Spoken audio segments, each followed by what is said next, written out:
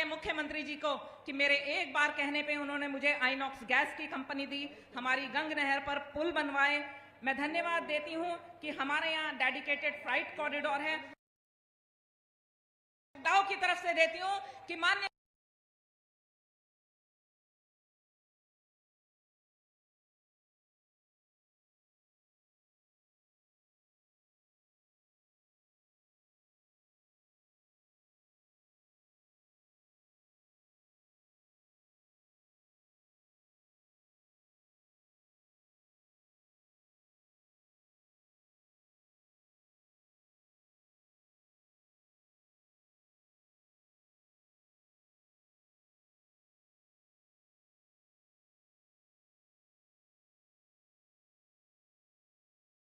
से ज्यादा लाभार्थियों का आयुष्मान कार्ड से ऑपरेशन हो चुका है। मैं उन्हें धन्यवाद देती हूँ आदरणीय मोदी जी को, आदरणीय योगी जी को कि उन्होंने मेरे क्षेत्र को खुशहाल बनाया। और आज मैं गर्व से कह सकती हूँ कि मोदी नगर मुस्कुरा रहा है। मुस्कुराइए कि आप मोदी नगर में। बहुत बहुत धन्यवाद, बहुत बहुत धन्यवाद। मुस्कुराइए आप।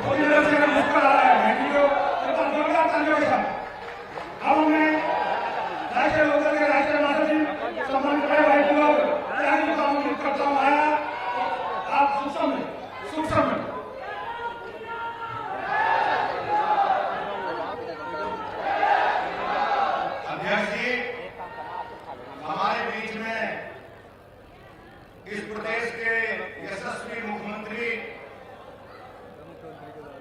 आदरणीय आदित्यनाथ योगी जी, आप सबके नेता और देश भर में नौजवानों और किसानों की लड़ाई को आगे बढ़ाने वाले चौधरी चरण सिंह की विरासत के वारिस जयंत चौधरी जी हमारे बीच में, सांसद मलूक नागर जी, विधायक मंजू सिवाज जी, अशोक नागर जी, राजेंद्र शर्मा जी और हमारे बीच में पश्चिम के अध्यक्ष और आपके सबसे मेहनत करने वाले नौजवान, मेरा बहुत पुराना संबंध है सिसोदिया जी से। सिसोदिया जी, उपस्थित सभी नेतागण और बुजुर्गों, नौजवान दोस्तों, माता और बहनों, आज इस कस्बे का सौभाग्य है कि उत्तर प्रदेश की नहीं, देश की दो बड़ी शख्सियत आज स्टेज पर साथ बैठी हैं। आज योगी जी और जयंत चौधरी जी जब साथ बैठे हैं तो ये देश की भावी आशाएं, मैं आपसे साफ तौर से इशारे में कह रहा हूं कि दोनों देश की भावी आशाएं हैं। और आज ये यहां बैठे हैं। कल मैं हापुड़ में, लखुआ में मीटिंग थी, महाराज जी की मीटिंग में गया था। दोस्तों, एक बात कह रहा हूं आपसे, मैंने कल भी जिक्र किया, आज भी जरूर कहूंगा कि जब हमारे श्रद्धेय नेता चौधरी चरण सिंह जी को भारत रत्न दे दिया और मोदी सरकार ने यह काम किया, तो योगी जी कोई कारण नहीं बचता कि जयंत चौधरी जी के साथ हम सब लोग एनडीए को ना जिताएं। हम जिताने का काम उसी दिन तय कर लिया था कि चौधरी चरण सिंह हमारे लिए, हम लोगों में जान फूंकने वाले नेता थे। और मैंने कल कहा था, आज भी कह रहा हूं कि योगी जी में सारी संभावनाएं हैं। जयंत जी, चौधरी साहब का परिचय ईमानदारी, चरित्र, अनुशासन से होता था देश में, और योगी जी भी उन्हीं चालों पर चल रहे हैं। योगी जी के अंदर वो तमाम चीज मौजूद हैं। मैं ज्यादा लंबी बात नहीं कह रहा, एक बात कह रहा हूं आपको। जयंत चौधरी के बारे में कोई बात कहूं, ये तो चौधरी चरण सिंह की विरासत जो गांव गरीब किसान के, उसको आगे लेके चल रहे हैं। योगी जी के बारे में कोई बात करूं, मैंने पहले ही कहा कि अगर ये जोड़ी उत्तर प्रदेश और उत्तर प्रदेश से बाहर निकल गई तो ये बदलाव करेगी। आपका काम होगा, बहुत बहुत काम होगा। धन्यवाद। जय हिंद, जय भारत। मैं सभी का स्वागत करता हूं, राष्ट्रीय लोकदल की तरफ से सभी नेताओं का भी और अपने सभी लोगों का बहुत बहुत धन्यवाद।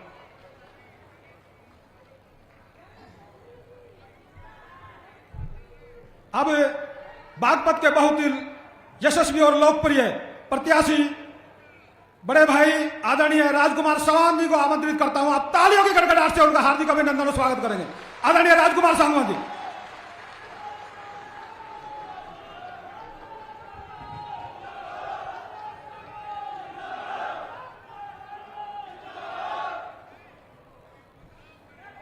विजय संघनाद रैली में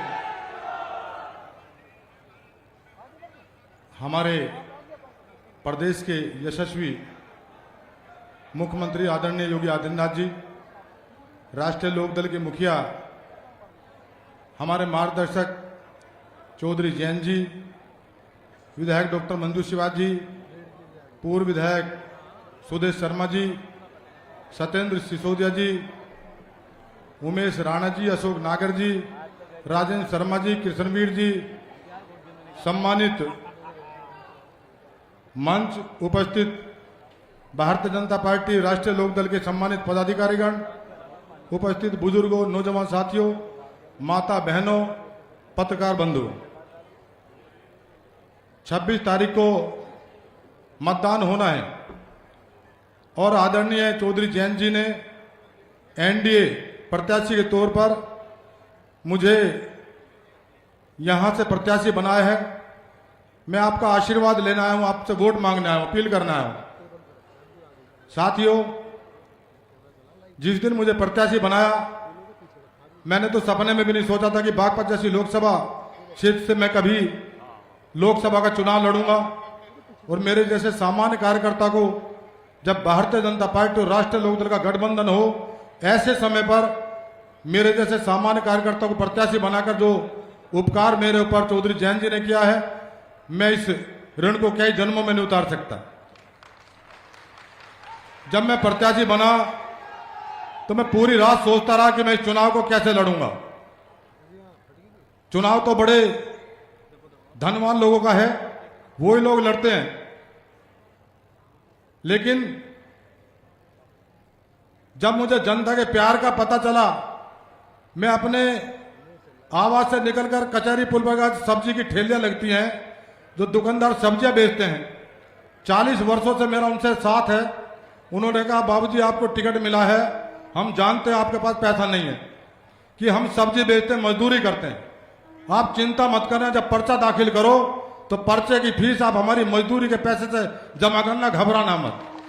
वहीं से मेरा हौसला बढ़ा और मैं आशीर्वाद लेने आपके बीच आ गया हूं। और सबसे बड़ा मेरा मनोबल तब बढ़ा जब मुझे सबसे ज्यादा डर यह था कि प्रदेश के मुख्यमंत्री आदरणीय योगी आदित्यनाथ जी बहुत सख्त है। मैं तो यह मानता था कि बहुत सख्त है, कैसे बात करूंगा, कैसे अनुरोध करूंगा, मुझे आशीर्वाद चुनाव में देंगे। लेकिन इतना उदार हृदय मैंने नहीं देखा कि मुझे मेरे जैसे सामान्य व्यक्ति को आशीर्वाद देने के लिए बागपत लोकसभा क्षेत्र में 3-3 मीटिंग देने का जो काम उन्होंने किया है, मैं तो हृदय से आभारी हूं और जीवन भर आभारी रहूंगा। बस एक ही बात कहकर मैं अपनी बात समाप्त करूंगा। मुझे यह अवसर मिला है सेवा करने का, जन सेवा करने का अवसर मिला है। देश की बागडोर यशस्वी प्रधानमंत्री आदरणीय नरेंद्र मोदी जी के हाथ में है, जो देश को विकास की ऊंचाइयों की तरफ ले जा रहे हैं।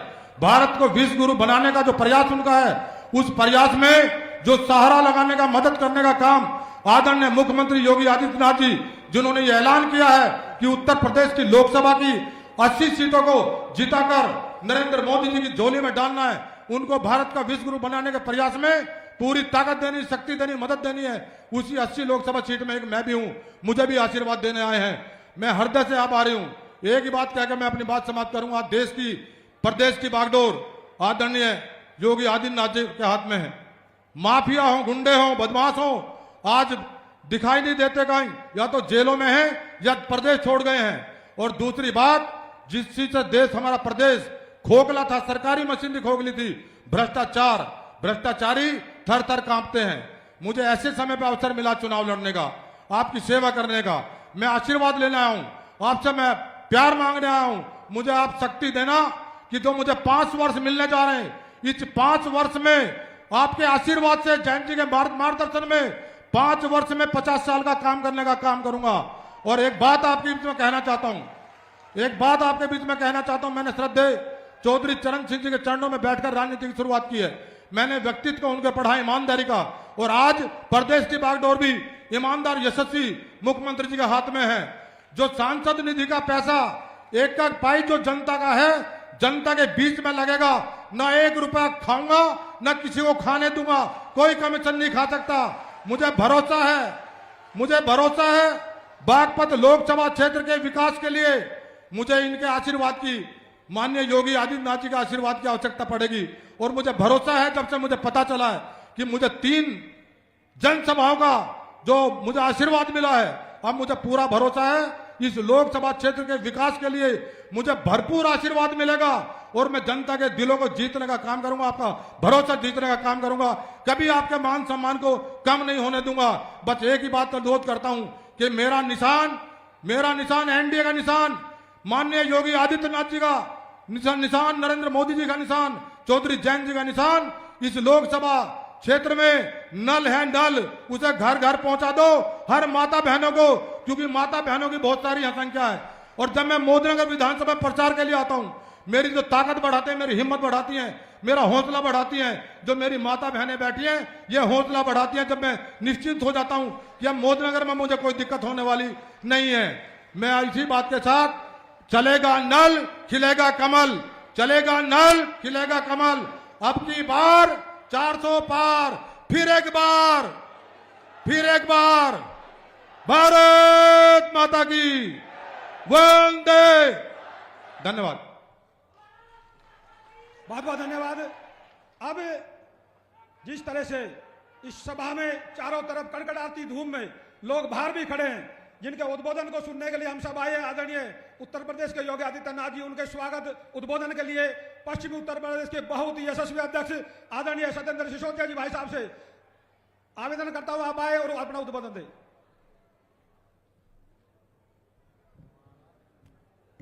मेरे साथ दोनों हाथ ऊपर उठाएंगे और मुट्ठी कर लेंगे बंद। भारत माता का उद्घोष पूरे जोश के साथ करना है।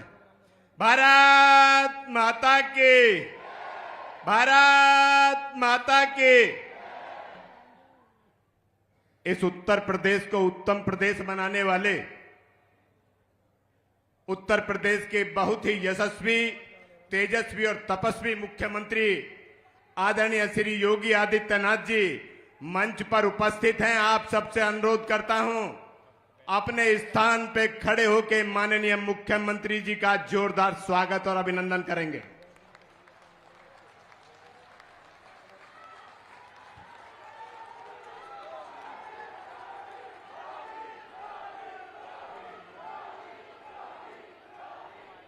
आज की जनसभा में उपस्थित राष्ट्रीय लोकदल के सम्मानित राष्ट्रीय अध्यक्ष, युवाओं के दिलों की धड़कन आदरणीय जयंत चौधरी जी मंच पर हैं।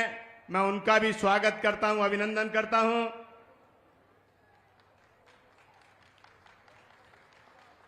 अभी अभी जिनका आपने उद्बोधन सुना, बागपत लोकसभा से राष्ट्रीय लोकदल और भारतीय जनता पार्टी के संयुक्त प्रत्याशी और शुद्ध रूप से ऐसे कार्यकर्ता जिनके बारे में केवल लोकदल की नहीं, भारतीय जनता पार्टी के एक एक कार्यकर्ता की बहुत अच्छी राय है, ऐसे आदरणीय राजकुमार सांगवान जी, जिले के सम्मानित अध्यक्ष सतपाल प्रधान जी, इस लोकसभा के प्रभारी डॉक्टर अशोक नागर जी, मंच पर उपस्थित राष्ट्रीय लोकदल के राष्ट्रीय महामंत्री बड़े भाई त्रिलोक त्यागी जी, इस विधानसभा की सम्मानित विधायक बहन मंजू शिवाज जी, सांसद आदरणीय मलूक नागर जी, इस मंच पर उपस्थित जिला पंचायत की अध्यक्ष ममता त्यागी जी, लोकसभा के सह प्रभारी उमेश राणा जी, पूर्व विधायक सुदेश शर्मा जी, आदरणीय कृष्णवीर चौधरी जी, विनोद वैशाली जी, राष्ट्रीय लोकदल के सम्मानित अध्यक्ष अमित त्यागी जी, पूर्व विधायक रामाश्रय शर्मा जी, सुचेता सिंह जी, अशोक माहेश्वरी जी, अनिल त्यागी जी, रीता चौधरी जी, राजेंद्र शर्मा जी, क्षेत्र के महामंत्री विकास अग्रवाल जी, इस मंच पर उपस्थित बहुत ही सम्मानित साथियों और आज की इस जनसभा में बहुत ही बड़ी संख्या में पधारे बहुत ही सम्मानित साथियों, सम्मानित बहनों, युवा साथियों, पत्रकार और छायाकार बंधुओं का मैं स्वागत करता हूं, अभिनंदन करता हूं और शीश झुकाकर वंदन करता हूं। मित्रों, हम सबका सौभाग्य है कि आज मोदी नगर विधानसभा में बागपत लोकसभा के प्रत्याशी आदरणीय राजकुमार सांगवान जी के लिए आज जनसभा संबोधित करने के लिए इस उत्तर प्रदेश के 25 करोड़ प्रदेशवासियों के दिलों में वास करने वाले, उनकी आस्था का केंद्र प्रदेश के यशस्वी मुख्यमंत्री जी आज हम सबको संबोधित करने आए हैं। मैं तो केवल इतना बताना चाहता हूं, आज जो उत्तर प्रदेश हम सब लोग देख रहे हैं, 2017 से पहले का दृश्य एक बार याद दिलाना चाहता हूं। 2017 से पहले यही प्रदेश एक बीमारू प्रदेश था, एक अराजक प्रदेश था, जहां गुंडों का कब्जा था, गुंडा राज था। आए दिन कर्फ्यू लगते थे, दंगे होते थे, ना व्यापारी सुरक्षित था, ना नौजवान सुरक्षित था, और तो और माता बहनों का सम्मान भी सुरक्षित नहीं था। आज वही उत्तर प्रदेश देश में सबसे बेहतर कानून व्यवस्था के लिए जाना जाता है। मैं आभार व्यक्त करता हूं मंच के माध्यम से माननीय मुख्यमंत्री जी का। उन्होंने इस उत्तर प्रदेश की तस्वीर बदली है और करोड़ों प्रदेशवासियों की तकदीर बनाने का काम किया। आज उत्तर प्रदेश विकास के पथ पर है। देश के यशस्वी प्रधानमंत्री माननीय नरेंद्र मोदी जी के सपनों को साकार करते हुए इस उत्तर प्रदेश को ऐसा प्रदेश बनाया है जहां चहुमुखी विकास हो रहा है। ये उद्योग नगरी है मित्रों। मैं यह कहना चाहता हूं, उत्तर प्रदेश से बड़े बड़े उद्योगपतियों ने अपने उद्योगों को उखाड़ के पलायन शुरू कर दिया था 2017 से पहले। आज उत्तर प्रदेश व्यापारियों के लिए कितना अनुकूल है। केवल भारतवर्ष का ही व्यापारी नहीं, समूचे विश्व के व्यापारी चाहते हैं कि उत्तर प्रदेश में संयंत्र लगाएं, उत्तर प्रदेश में उद्योग लगाएं। लोगों को रोजगार मिला है, नौजवानों को रोजगार मिला है, माता बहनों को सम्मान मिला है। आज उत्तर प्रदेश सबसे बेहतर राज्य की श्रेणी में आता है। मैं तो केवल और केवल इतना कहना चाहता हूं मित्रों, राष्ट्रीय लोकदल और भारतीय जनता पार्टी का गठबंधन है। राजकुमार सांगवान जी भले ही राष्ट्रीय लोकदल के प्रत्याशी हों, लेकिन हम सीना ठोक के कह सकते हैं कि वो हमारे भी कार्यकर्ता हैं। हम सबके लिए सौभाग्य का विषय है और मैं आभार व्यक्त करता हूं आदरणीय जयंत चौधरी जी का, जिन्होंने राजकुमार सांगवान जी को प्रत्याशी बना के एक अच्छा चेहरा देने का काम किया। वो सही में बधाई के पात्र। ये वही उत्तर प्रदेश है जहां माफिया पूरे जोश में रहता था। आज आप माफिया हो, अपराधी हो, गुंडे हो, सबकी स्थिति देखते हैं ना। गले में दफ्ती टांग के अपने प्राणों की भीख मांगता है, कहता है महाराज जी मुझे जेल के अंदर करा दो, मेरे प्राण सुरक्षित नहीं है। इसका मतलब साफ है, जो गलत व्यक्ति है या तो प्रदेश छोड़ेगा वरना सही रास्ता अपनाएगा। मैं सीना ठोक के कहता हूं, मेरी माता बहनें बैठी हैं, पहले ये अपने आभूषण उतार के घर में रख देती थी सोने के, और नकली आभूषण पहन के घर से बाहर निकलती थी। आज हम कहते हैं रात को 12 बजे अपने आभूषणों से सजी धजी कहीं भी चली जाए, किसी की हिम्मत नहीं है कि माता बहन की तरफ नजर उठा के भी देख सके। और यदि किसी ने दुस्साहस भी किया है तो या तो 24 घंटे के अंदर अंदर सलाखों के पीछे है, वरना उसका राम नाम सत्य हो गया है। मैं माननीय मुख्यमंत्री जी का आभार व्यक्त करते हुए और शीश झुकाकर उनका अभिनंदन और वंदन करते हुए अपनी वाणी को विराम देता हूं। जय हिंद, जय भारत, बहुत बहुत धन्यवाद। अब मैं आदरणीय युवाओं के दिलों की धड़कन, राष्ट्रीय अध्यक्ष राष्ट्रीय लोकदल बहुत ही सम्मानित आदरणीय जयंत चौधरी के उद्बोधन के लिए आमंत्रित करता हूं। तालियों की गड़गड़ाहट से खड़े होकर के अभिनंदन और स्वागत करेंगे। आदरणीय जयंत चौधरी। राम राम जी।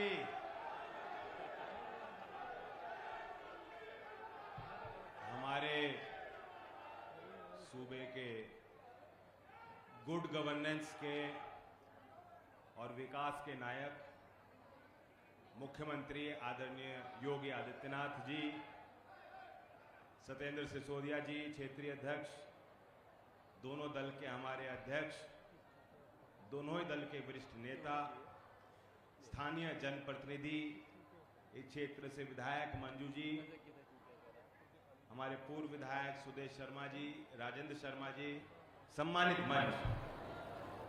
कम समय है क्योंकि चुनाव की घड़ी है और चुनाव के वक्त हर पल महत्वपूर्ण है। एक अभियान के तहत, एक मिशन के तहत एनडीए के सभी सहयोगी दल और कार्यकर्ता जुट गए।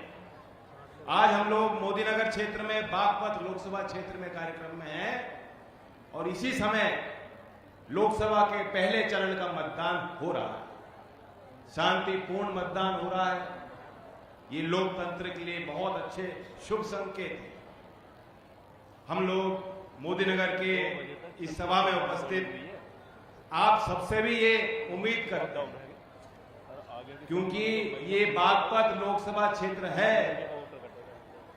मैं जानता हूं यहां किसी समाज की बात हो, आप सब अपनी पहचान का हिस्सा चौधरी चरण सिंह जी को मानते हो और बहुत लंबी पहुंच, दूर तक पहुंच है यहाँ के लोगों की। देश का कोई कोना ऐसा नहीं जो आपके लिए अछूता हो। किसी कोने में आप चले जाएंगे, आपको गाजियाबाद के, मोदीनगर के, बागपत क्षेत्र के लोग हर क्षेत्र में काम करते हुए नजर आएंगे, दिखाई देंगे।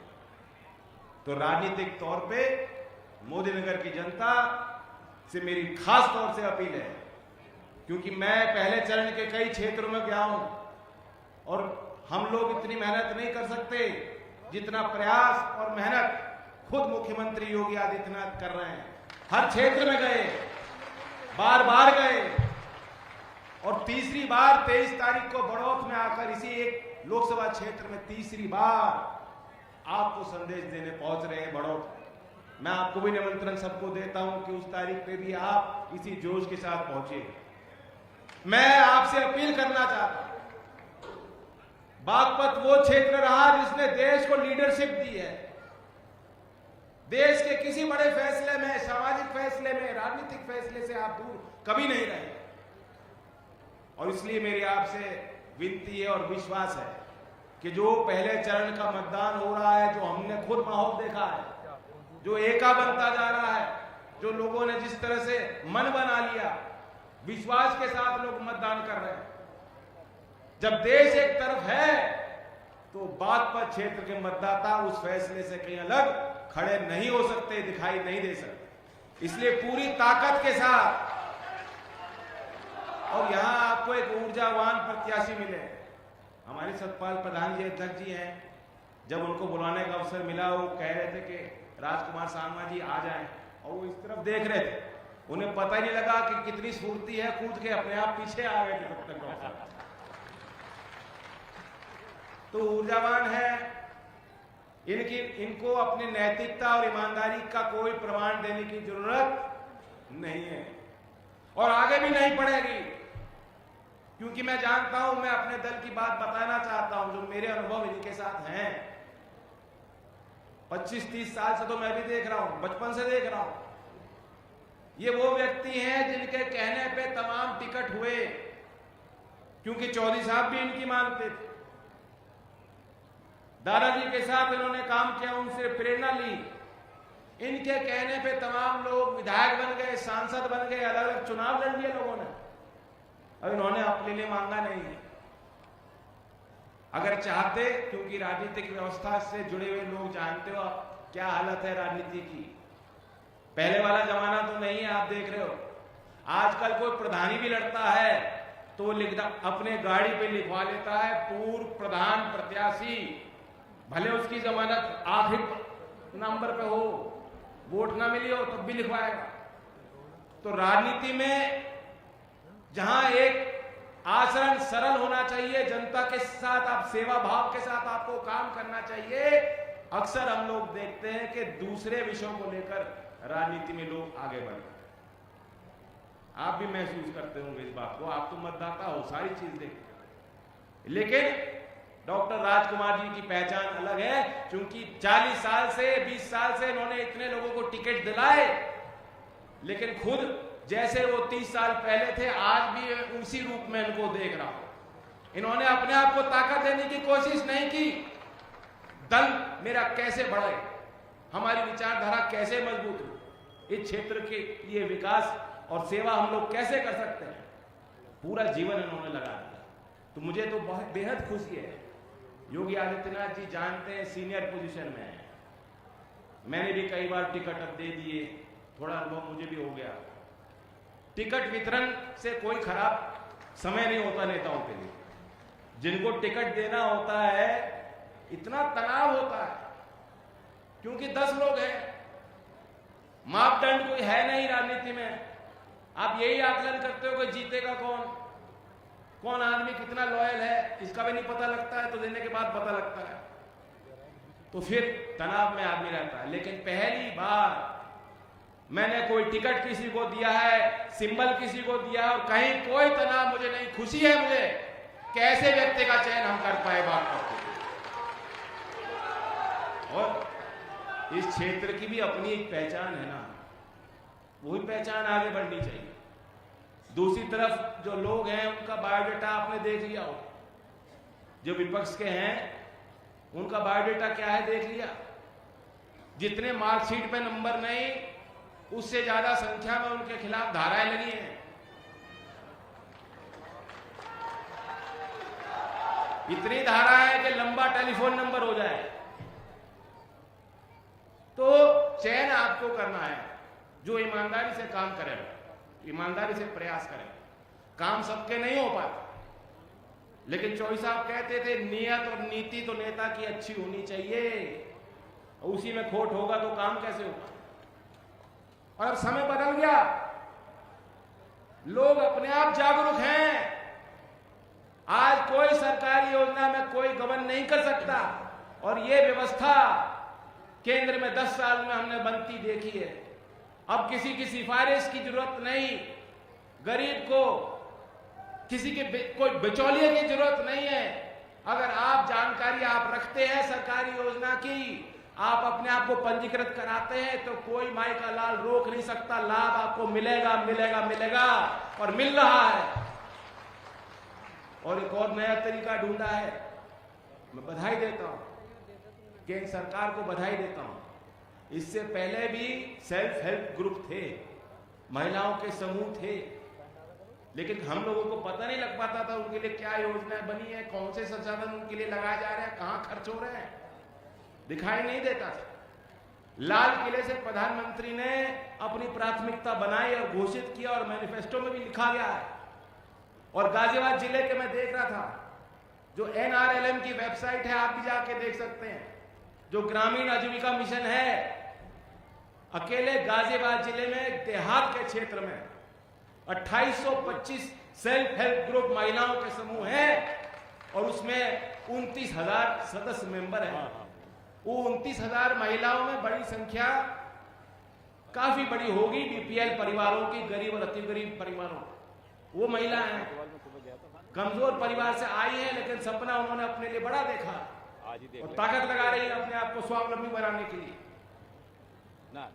तो गाजियाबाद के उन 29,000 महिलाओं के लिए सीधा संदेश लाल किले से दिया है सरकार ने कि लखपति दीदी, दिया है कि नहीं दिया, क्योंकि मातृशक्ति बड़ी संख्या में आई है, तो लाभ किसको मिलेगा? 29,000 महिलाओं को मिलेगा, सीधा मिलेगा गाजियाबाद की महिलाओं को।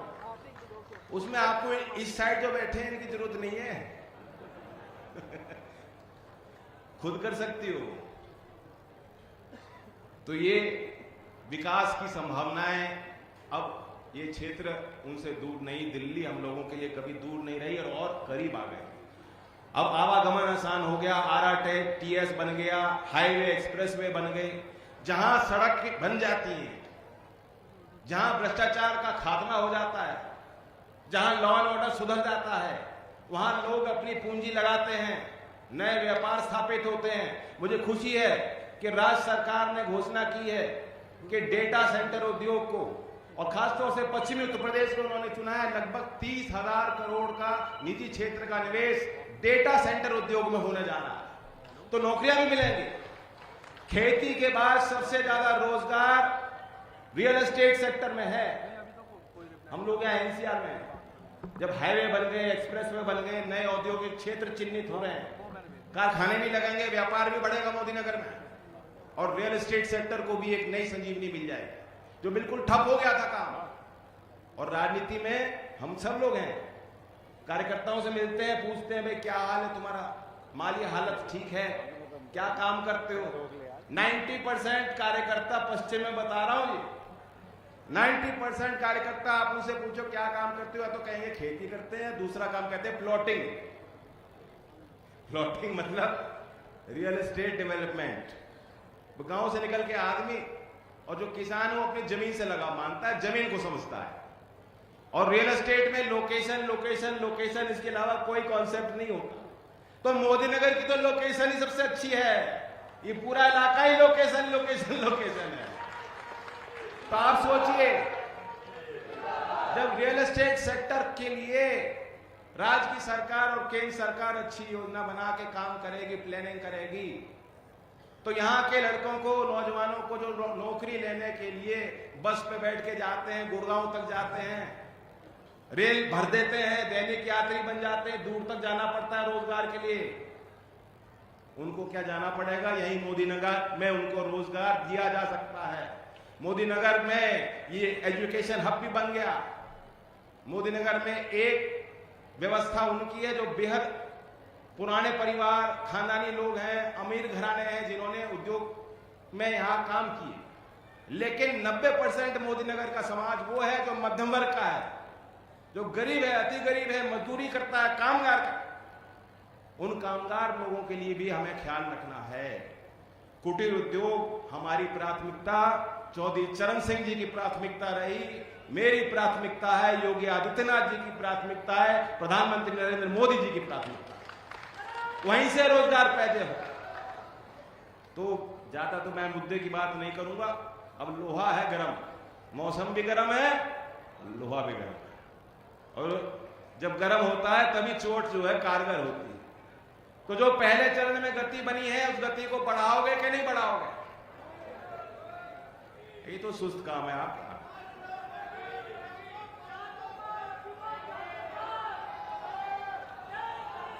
और मैं विपक्ष के बारे में कहना चाहता हूं, एक अपना अनुभव भी साझा कर दूं, क्योंकि हम तो विपक्ष में थे अब तक, अब लग रहा है कि सही रास्ते पे चल पड़े।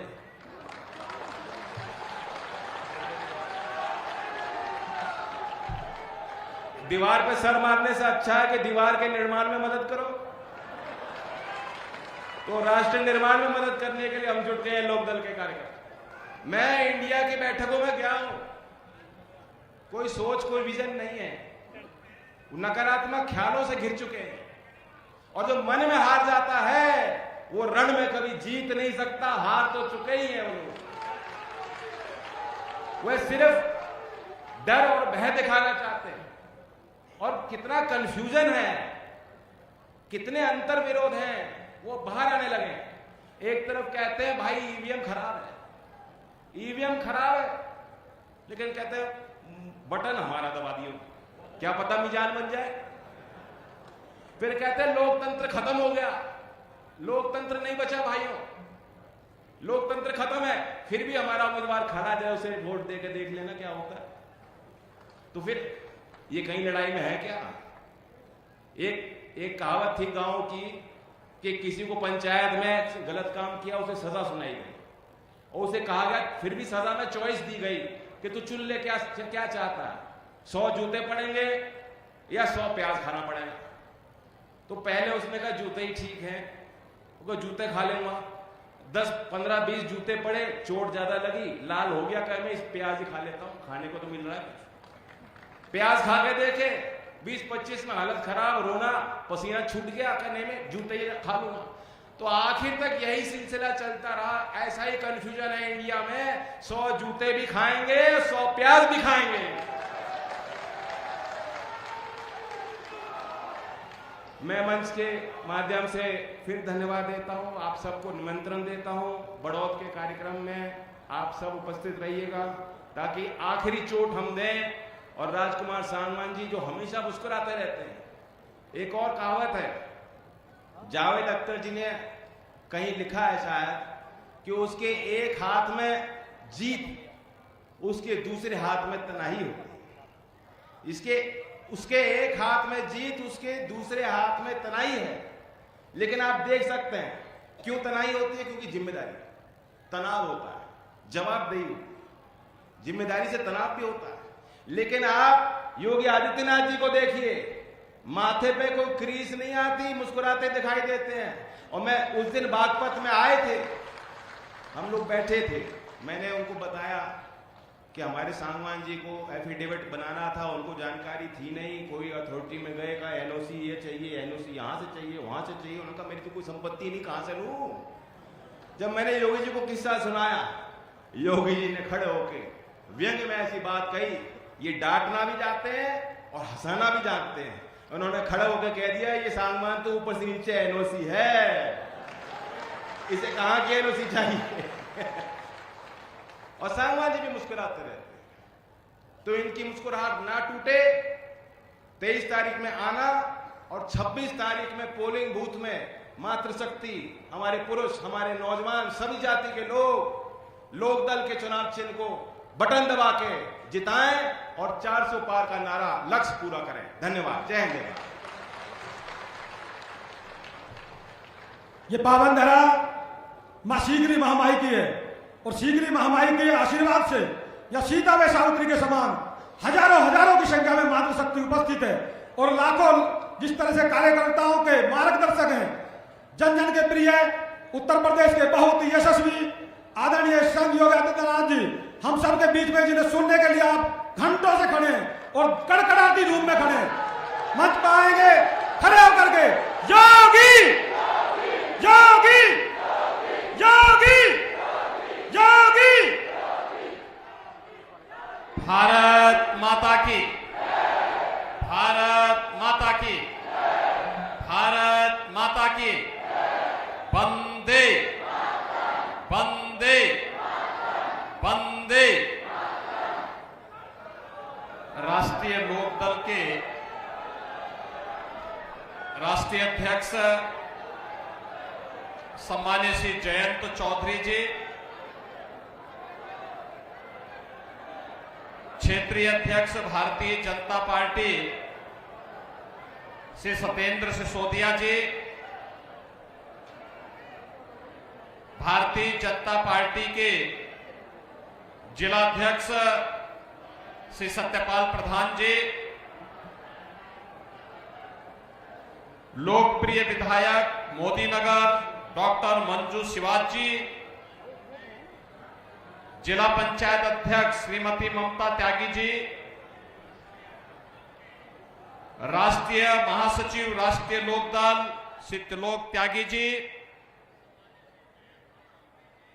लोकसभा के प्रभारी डॉक्टर अशोक नागर जी, माननीय सांसद श्री मोलक नागर जी,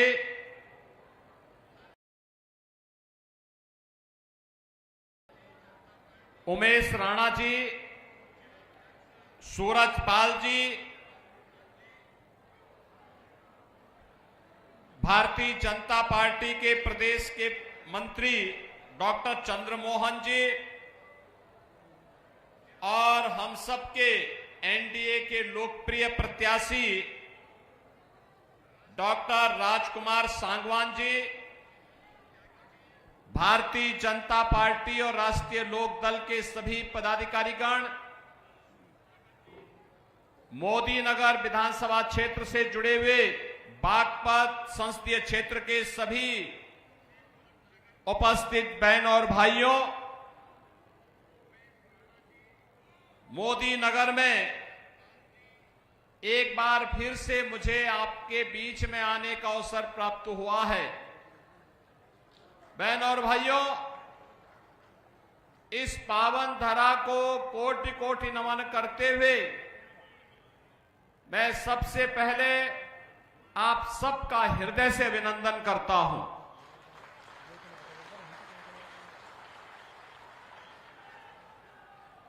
आज देश के अंदर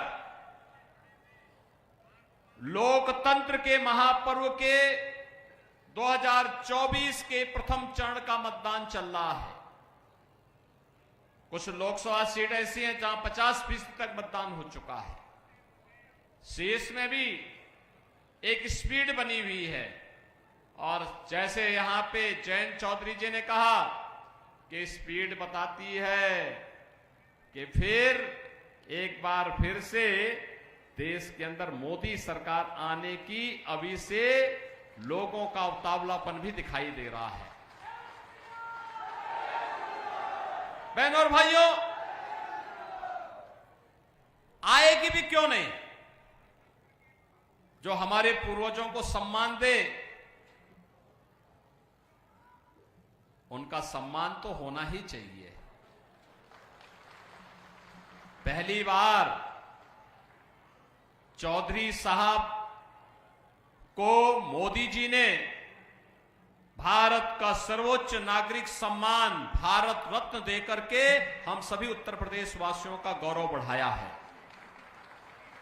चौधरी साहब ने इस बात को कहा था, भारत के विकास का मार्ग खेत और खलिहान से होकर के जाता है। अन्नदाता किसान का सम्मान होगा तब भारत का सम्मान बढ़ेगा। और यही तो कार्य प्रधानमंत्री मोदी जी ने किया। उन्होंने अन्नदाता किसानों के लिए अनेक योजनाएं प्रारंभ की। आज परिणाम हम सबके सामने है। आज हम सब उसके बारे में देख रहे हैं।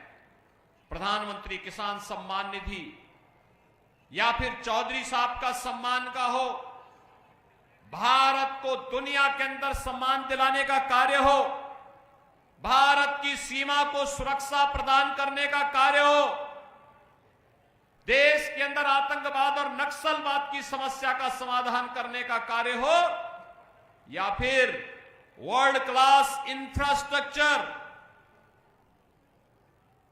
12 लेन का expressway, rapid rail, metro, IIT, IIM, medical colleges की श्रृंखला, एम्स जैसे संस्थान, वर्ल्ड क्लास यूनिवर्सिटीज की स्थापना, हर घर नल की योजना, ये तमाम ऐसी योजनाएं हैं जो नए भारत की पहचान बन रही है।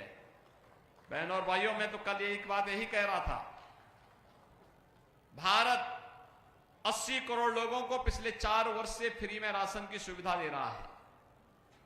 और भारत से अलग हुआ पाकिस्तान मात्र 75 वर्ष में ही ऐसा हाल हो गया कि अब वहां भूख के लाले पड़ रहे हैं। वे 25 करोड़ लोगों को, यानी 23 करोड़ कुल आबादी है वहां की, 23 करोड़ लोग भूखों मर रहे हैं। और भारत 80 करोड़ लोगों को फ्री में राशन की सुविधा दे रही है अपने देश के अंदर। जब अच्छा नेता आप चुनते हैं, अच्छी सरकार चुनते हैं, तो परिणाम भी अच्छा आता है। और बहनों और भाइयों, 80 करोड़ लोगों को फ्री में राशन, 60 करोड़ लोगों को आयुष्मान भारत में 5 लाख रुपए की स्वास्थ्य बीमा का कवर, 50 करोड़ लोगों को जनधन अकाउंट, 12 करोड़ किसानों को प्रधानमंत्री किसान सम्मान निधि का लाभ, 12 करोड़ गरीब घरों में शौचालय का निर्माण, 10 करोड़ गरीब परिवारों को उज्ज्वला योजना का रसोई गैस का सिलेंडर, और 4 करोड़ गरीबों को सिर ढकने के लिए एक आवास, 2.5 करोड़ घरों तक फ्री में बिजली पहुंचाने का कार्य, ये मोदी सरकार की पहचान है। आपने परसों देखा होगा ना, यहां पे अभी चौधरी साहब तो अपने संबोधन में राम राम कह रहे थे, और आपने परसों अयोध्या में रामनवमी के दिन देखा होगा रामलला का सूर्याभिषेक हो रहा था। भगवान सूर्य की किरणों से भगवान रामलला के ललाट पर आपने कुछ मिनटों तक देखा होगा कैसे भगवान सूर्य जगमगा रहे थे। ये हमारा भारत उसी सूर्य की तरह जगमगाहट करते हुए हम सबको गौरवान्वित कर रहा था। बहनों और भाइयों, सपा, बसपा, कांग्रेस, इन्होंने पश्चिमी उत्तर प्रदेश